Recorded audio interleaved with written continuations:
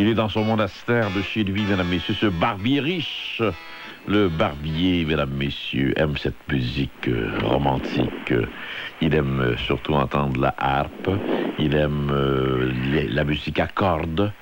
Et le clavecin surtout. Bonsoir, monsieur le barbier. Ça... Oh, quelle belle prestation. Ça fait une éternité. Oh, c'est donc beau. Une éternité qu'on a eu de nouvelles. Comment est-ce que vous avez aimé notre présentation? Quelle belle prestation du chef de l'opposition puis du président de la République. Ça n'a pas de bon sens. Quel beau spectacle. C'était quelque chose, hein? Bien beau, ça. Le chef de l'opposition, il était-tu bon? Il y a quelque chose, ce gars-là. Hein? Ouais, on l'a élu ce soir, le chef de l'opposition officielle de l'émission. C'est-tu assez bon, cette affaire-là? Il a été élu ce soir. C'est fort, c'est fort. C'est fort, certain que c'est fort. Je vous donne 110%, tiens. Mais comment ça se fait qu'on ne le voit pas actuellement, le président de la République? Comment ça se fait qu'on ne le voit pas à la télévision, à côté du chef, le grand chef du Québec? Mais lui, dans le comté de Saint-Jean, lui. Bon, mais fait rien. On le voit pas. On l'entend. Mais on le voit pas. On le dit ce soir, là, le président. Manifestez-vous, c'est le temps, là, ces élections. Ouais, c'est vrai, ça.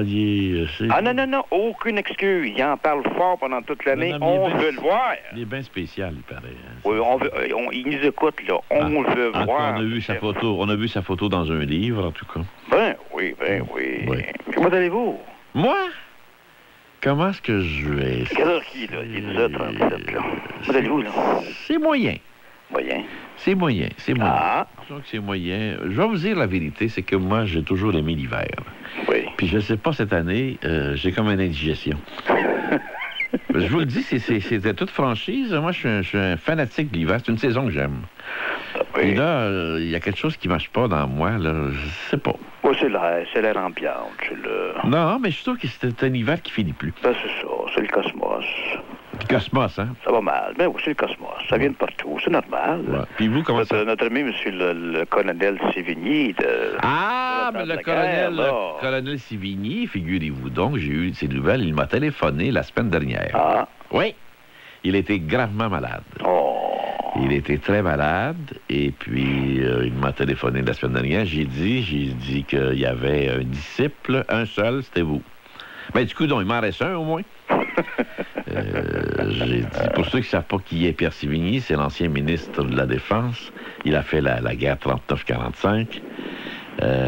C'est un homme qui a du bagou, c'est un érudit, un homme très instruit, puis il était professeur il y a 2 ans encore à Concordia. Il enseignait les sciences économiques. J'ai rarement vu un grand communicateur comme ce gars-là. Ah ouais. Ce gars-là, un grand communicateur à l'émission. Il est drôle. Incroyable. C'est comique, hein? C'est un humoriste, au fond. Ah. Mais il est très drôle. Quand tu veux être drôle, lui, il est extraordinaire. C'est-à-dire, cet homme-là, on peut l'écouter des heures et des heures et des heures sans se tanner. Oui. J'ai un parti pris pour ce monsieur-là, mais on peut pas se tanner. Vous, est-ce que vous préférez M. Sévigny ou le président de la République? Pardon? Lequel préférez-vous, le président de la République ou M. Sévigny? Ben là, franchement. Quoi? Monsieur Drolet, s'il vous plaît. Quoi? Monsieur Drolet. Attention, là, le président de la République, c'est quelqu'un. Mais moi, de ce ici, celui que j'aime entendre, c'est M. Landry, Bernard Landry. Ah ben oui, mais... Non, c'est-tu un poète, ça? C'est-à-dire qu'il est très partagé, là, actuellement. Non, ça, je parlez-vous pas de politique, là. Ça n'a rien à voir, là. On parle du personnage Bernard Landry. On parlait du personnage lui-même, non, je parle pas de la politique, c'est pas ça que je parle. Je parlais pas de l'homme politique, là. Non, je parle de Bernard Landry, l'homme, pas le politicien. C'est-tu un poète, ça? C'est-à-dire, ce gars-là, il joue avec les mots énormément. Ah, c'est incroyable. J'en reviens. Il m'impressionne, ça n'a pas de bon sens. C'est un poème des mots, hein? Oui. C'est un grand communicateur, ça. Oui. Il a son franc parler. Mais pourquoi c'est qu'il fait en politique? Mais pourquoi fait qu'il laisse pas ça?